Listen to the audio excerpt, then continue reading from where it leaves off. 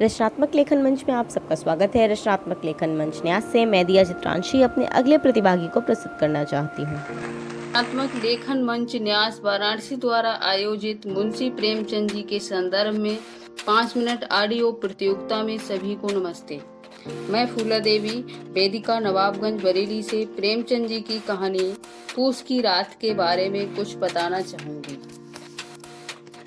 हल्कू ने आकर स्त्री से कहा, सहना आया है, लाओ जो रुपए रखे हैं उसे दे दूं। किसी तरह गला तो छूटे। मुन्नी झाड़ू लगा रही थी, पीछे फिरकर बोली, 3 ही तो रुपए हैं, दे दोगे तो कंबल कहाँ से आवेगा। मांग पूस की रात हार में कैसे कटेगी, उससे कह दो फसल पर रुपए दे देंगे, अभी नहीं। हल्कू एक क्षण अनिश्चित दशा में खड़ा रहा। पूस सिर पर आ गया। कंबल के बिना हार में वह रात को किसी तरह सो नहीं सकता, मगर सहना मानेगा नहीं, गालियां देगा। पला से जाड़ों में मरेंगे, पला तो सिर से टल जाएगी। ये सोचता हुआ मुन्नी के समीप आ गया और बोला, ला दे दे, गला तो छूटे, कंबल के लिए कोई दूसरा उपाय सोचूंगा। मुन्नी उसके पास से दूर हट गई और आंखें तरेती हुई बोली, कर चुके दूसरा उपाय, जरा सुनो, कौन सा उपाय करोगे कि खैरात में दे देगा कंबल। हाँ, ना जाने कितनी बाकी है जो चुकने में ही नहीं आती। हाँ, मैं कहती हूँ तुम क्यों नहीं खेती छोड़ देते, मर मर कर काम करो, ऊपर से बाकी दे दो। बाकी चुकाने के लिए ही तो हमारा जन्म हुआ है, पेट के लिए मजूरी करो, ऐसी खेती से बाज आए। मैं रुपए ना दूंगी। हल्कू उदास होकर बोला, तो क्या गाली खाऊं।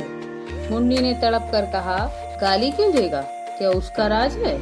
मगर ये कहने के साथ ही उसकी तनी हुई भौंहें ढीली पड़ गई। उसने जाकर आले पर से रुपए निकाले और लाकर हल्कू के हाथ पर रख दिए। फिर बोली, तुम छोड़ दो अब से खेती, मजूरी में सुख से एक रोटी तो खाने को मिलेगी, किसी की धौंस तो ना रहेगी। अच्छी खेती है, मजूरी करके लाओ, वो भी उसी में झोंक दो, ऊपर से धौंस। हल्कू ने रुपए लिए और इस तरह से बाहर चला गया, मानो अपना हृदय निकाल कर देने जा रहा। पूस की रात, अंधेरी रात थी। आकाश पर तारे ठिठुरते हुए नजर आ रहे थे। हल्कू अपने खेत के किनारे ऊख के पत्तों की छतरी के नीचे बांस के खटोले पर अपनी पुरानी चादर ओढ़े पड़ा कांप रहा था। खाट के नीचे उसका संगी कुत्ता जबरा पेट में मुंह डाले सर्दी से कूं कूं कर रहा था। दो में से एक को भी नींद न आती थी। हल्कू ने हाथ निकालकर जबरा की ठंडी पीठ सहलाते हुए कहा, कल से मत आना मेरे साथ, नहीं तो ठंडे हो जाओगे। ये पछुआ ना जाने कहां से बर्फ लिए आ रही है। उठूं, फिर एक चिलम भरूं, किसी तरह रात तो कटे। एक एक भाग्यवान ऐसे पड़े हैं जिनके पास जाड़ा जाए तो गर्मी से घबराकर भागे। तकदीर की खूबी है, मजूरी हम करें और मजा दूसरे लूटेंगे। हल्कू उठा और गड्ढे में से जरा सी आग निकालकर चिलम भरी। जबरा भी उठ बैठा। हल्कू ने चिलम पीते हुए कहा, पिएगा चिलम, जाड़ा तो क्या जाता है, हाँ जरा मन बहल जाता है। सहसा जबरा ने किसी जानवर की आहट पाई। वह झटपट उठा और छतरी के बाहर आकर भौंकने लगा। हल्कू ने उसे कई बार चुमकाकर बुलाया, पर वो उसके पास न आया। हार कर दौड़ दौड़ कर भौंकता रहा। 1 घंटा और गुजर गया। हल्कू उठ बैठा और दोनों घुटनों को छाती से मिलाकर सिर को छिपा लिया। फिर भी ठंड कम ना हुई। ऐसा जान पड़ता था सारा रक्त जम गया। उसने झुककर आकाश की ओर देखा। अभी कितनी रात बाकी है, लगता है अभी पहर से ऊपर रात है। उसने पास के अरहर के खेत में जाकर कई पौधे उखाड़ लिए और उनका एक झाड़ू बनाकर हाथ में सुलगता हुआ उपला लिए बगीचे की तरफ चला गया। जबरा ने उसे आते देखा तो पास आया और दुम हिलाने लगा।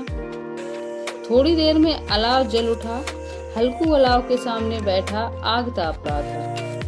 एक क्षण में उसने चादर उतारकर बगल में दबा ली और दोनों पांव फैला कर मानो ठंड को ललकार रहा हो। तेरे जी में आए सो कर। पत्तियां जल चुकी थी, बगीचे में फिर अंधेरा छा गया। हल्कू ने फिर चादर ओढ़ ली और गरम राख के पास बैठकर एक गीत गुनगुनाने लगा। उसके बदन में गर्मी आ गई। जबरा जोर से भौंककर खेत की ओर भागा। हल्कू को ऐसा मालूम हुआ कि खेत में जानवरों का एक झुंड आया है। शायद नील गायों का झुंड था।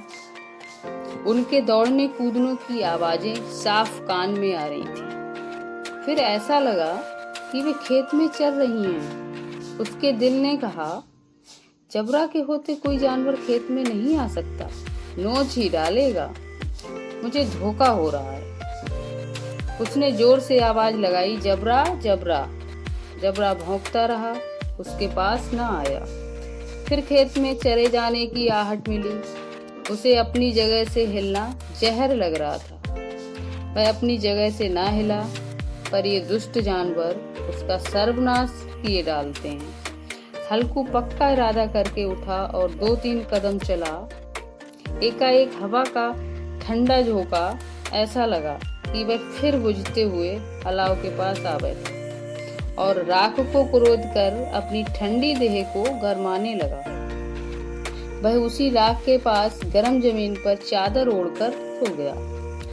जबरा अपना गला फाड़े डालता था और नीलगाय खेत का सफाया किए देती थी और हल्कू गरम राख के पास शांत सोया हुआ था।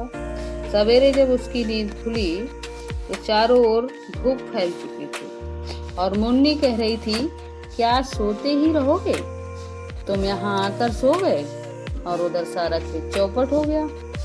हल्कू ने उठकर कहा, क्या तू खेत से होकर आ रही है? हाँ, सारे खेत का सत्यानाश हो गया। भला ऐसा भी कोई सोता है? तुम्हारे यहाँ मड़ैया डालने से क्या हुआ? हल्कू ने बहाना किया, मैं मरते मरते बचा, तुझे अपने खेत की पड़ी है। पेट में ऐसा दर्द हुआ कि मैं ही जानता हूँ। दोनों खेत पर गए। वहां जाकर देखा सारा खेत रौंदा पड़ा है और जबरा मड़ैया के नीचे चित्त लेटा है, मानो प्राण ही ना हो। दोनों खेत की दशा देख रहे थे।